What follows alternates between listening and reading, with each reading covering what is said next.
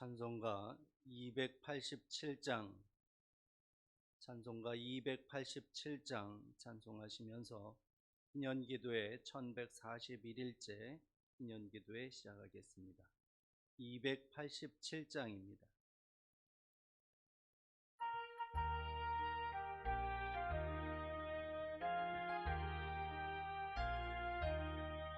예수 앞에 나오며 죄사함 받으며 주의 품에 안기어 편히 쉬리라. 우리 주만 믿으면 모두 구원 얻으며 영생 복락 멸류관 확실히 받겠네.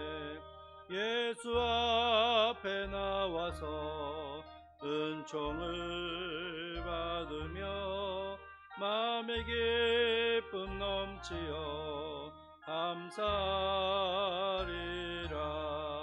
우리 주만 믿으면 모두 구원 얻으며 영생 복락 멸류관 확실히 받겠네. 예수 앞에 설 때에 흰 옷을 입으며 밝고 빛난 내 집에 길이 살리라. 우리 주만 믿으면 모두 구원 얻으며 영생 복락 멸류관 확실히 2절입니다. 예수 앞에 나와서 은총을 받으며 마음의 기쁨 넘치어 감사하리라. 우리 주만 믿으면 모두 구원 얻으며 영생 복락 멸류관 확실히 받겠네. 예수 앞에 설 때에 흰 옷을 입으며 밝고 빛난 내 집에 길이 살리라. 우리 주만 믿으면 모두 구원 얻으며 영생 복락 멸류관 확실히 받겠네. 하나님의 말씀은 아모스서 2장의 말씀입니다.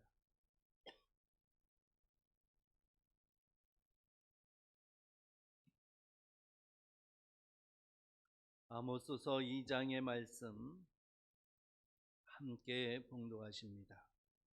여호와께서 이와 같이 말씀하시되 모압의 서너 가지 죄로 말미암아 내가 그 벌을 돌이키지 아니하리니 이는 그가 에돔 왕의 뼈를 불살라 죄를 만들었습니다. 내가 모압에 불을 보내리니 그리옷 궁궐들을 사르리라. 모압이 요란함과 애침과 나팔 소리 중에서 죽을 것이라. 내가 그 중에서 재판장을 멸하며 지도자들을 그와 함께 죽이리라. 여호와께서 말씀하시니라.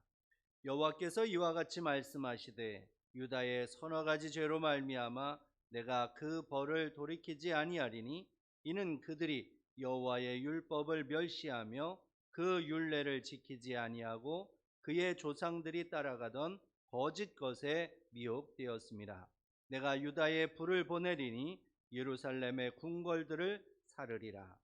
여호와께서 이와 같이 말씀하시되 이스라엘의 서너 가지 죄로 말미암아 내가 그 벌을 돌이키지 아니하리니 이는 그들이 은을 받고 의인을 팔며 신 한 켤레를 받고 가난한 자를 팔며 힘없는 자의 머리를 티끌먼지 속에 발로 밟고 연약한 자의 길을 굽게 하며 아버지와 아들이 한 젊은 여인에게 다녀서 내 거룩한 이름을 더럽히며 모든 제단 옆에서 전당 잡은 옷 위에 누우며 그들의 신전에서 벌금으로 얻은 포도주를 마심이니라. 내가 아모리 사람을 그들 앞에서 멸하였나니 그 키는 백향목 높이와 같고 강하기는 상수리 나무와 같으나 내가 그 위의 열매와 그 아래의 뿌리를 진멸하였느니라. 내가 너희를 애굽 땅에서 이끌어내어 40년 동안 광야에서 인도하고 아모리 사람의 땅을 너희가 차지하게 하였고 또 너희 아들 중에서 선지자를 너희 청년 중에서 나실인을 일으켰나니 이스라엘 자손들아 과연 그렇지 아니하냐. 이는 여호와의 말씀이니라. 그러나 너희가 나실 사람으로 포도주를 마시게 하며 또 선지자에게 명령하여 예언하지 말라 하였느니라. 보라, 곡식단을 가득히 실은 수레가 흙을 누름같이 내가 너희를 누르리니 빨리 다름박질하는 자도 도망할 수 없으며 강한 자도 자기 힘을 낼 수 없으며 용사도 자기 목숨을 구할 수 없으며 활을 가진 자도 설 수 없으며 발이 빠른 자도 피할 수 없으며 말 타는 자도 자기 목숨을 구할 수 없고 용사 가운데 그 마음이 굳센 자도 그날에는 벌거벗고 도망하리라. 여호와의 말씀이니라. 아멘. 이제 뽕나무를 재배하던 이제 이 아모스가 하나님의 부르심을 받아서 선지자가 되어서 이제 하나님의 말씀을 선포를 하게 됩니다. 그런데 하나님의 백성들에게 하나님의 말씀을 선포하기 전에 먼저 이제 이스라엘 주변 나라 6나라에 대해서 하나님의 심판을 이제 선포하게 됩니다. 그래서 1장에 보면 5나라에 대한 이야기가 나오고 오늘 2장 1절부터 3절에 모압에 대한 이야기까지 해서 6나라 이스라엘과 관계 있는 이스라엘과 직간접적으로 연관이 있는 그러한 주변 나라 6나라에 대한 하나님의 심판이 임할 것임을 선포했습니다. 이렇게 이스라엘이 아닌 이스라엘 주변 나라 6나라에 대한 하나님의 심판의 말씀을 선포하게 하시는 이유는 하나님은 이스라엘만의 하나님이 아니라는 것이죠. 하나님은 이스라엘만 다스리시는 하나님이 아니라 하나님은 온 우주 만물을 다스리시는 하나님이시고 또 이 땅에 있는 모든 나라, 이방 나라까지도 다스리시는 전능하신 하나님이시라는 것을 나타내 보여주시는 것입니다. 그래서 이제 이 땅에 있는 모든 나라를 다스리시는 하나님께서 그 중에서 특별히 하나님께서 택하신 백성들까지도 이제 지키시고 보호하여 주신다는 것을 여기에서 말씀하고 있습니다. 그래서 4절, 5절에서는 이제 남왕국 유다에 대한 하나님의 심판의 말씀을 선포합니다.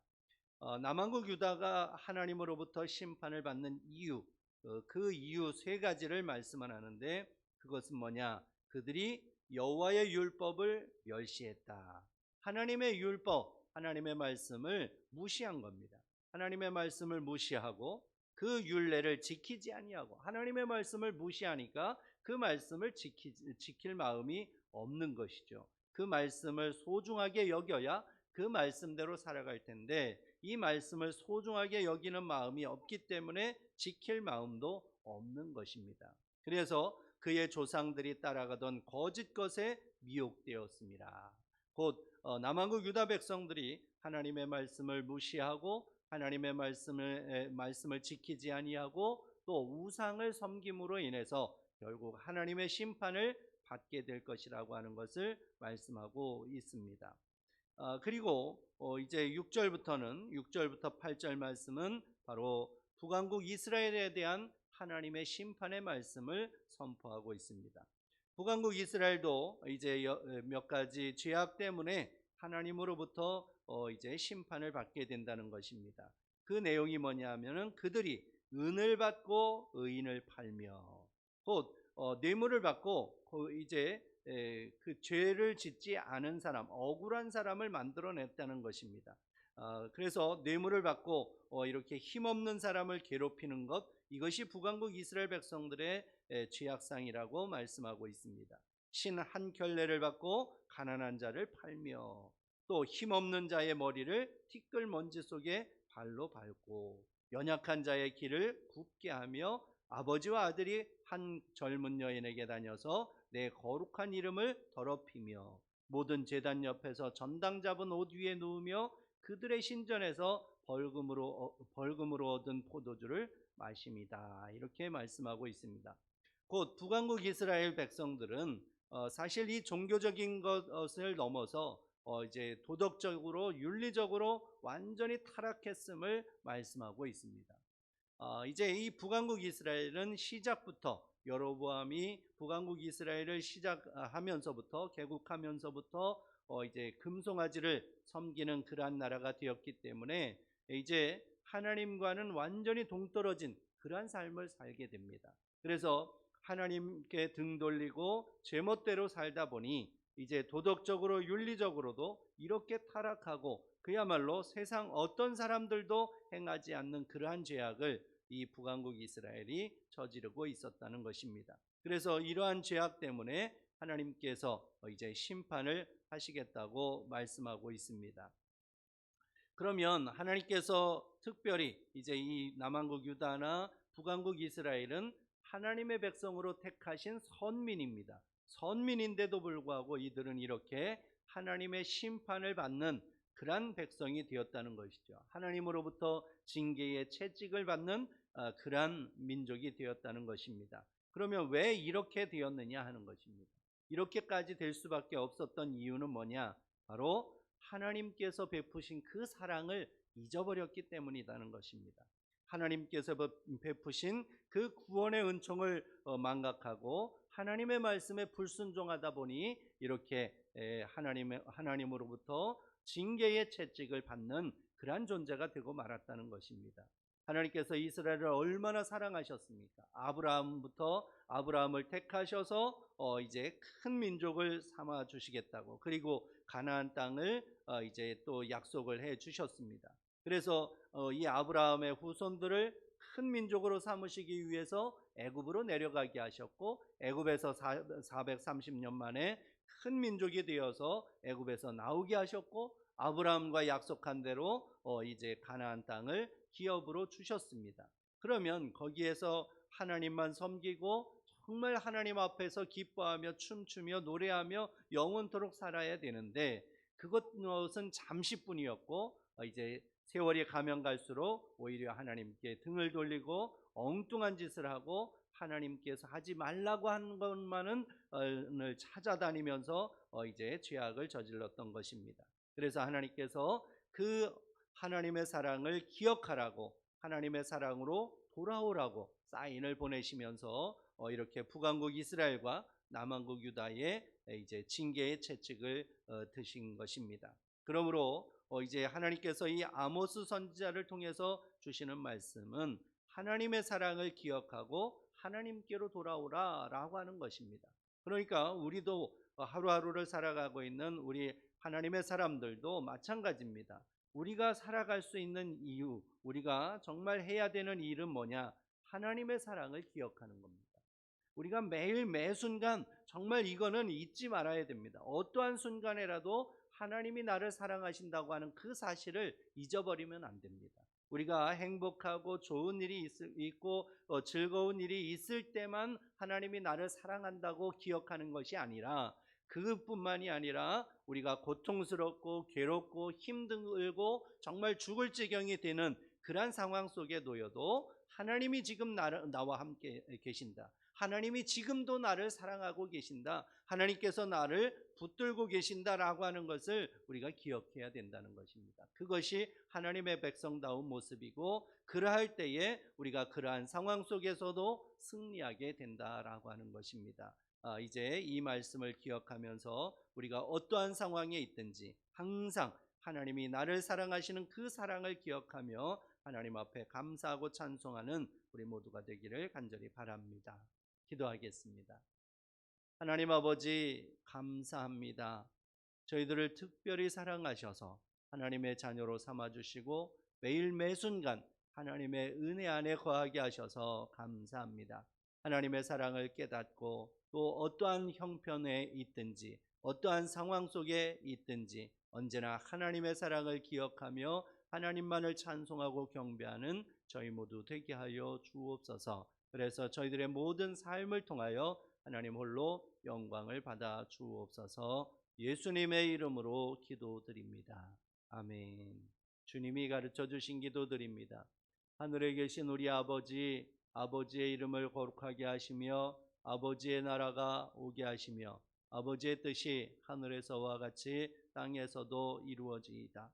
오늘 우리에게 일용할 양식을 주시고 우리가 우리에게 잘못한 사람을 용서하여 준 것 같이 우리 죄를 용서하여 주시고 우리를 시험에 빠지지 않게 하시고 악에서 구하소서. 나라와 권능과 영광이 영원히 아버지의 것입니다. 아멘.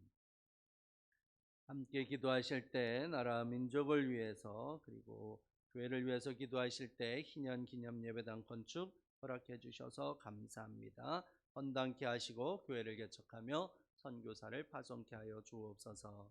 간절한 마음으로 함께 기도합니다.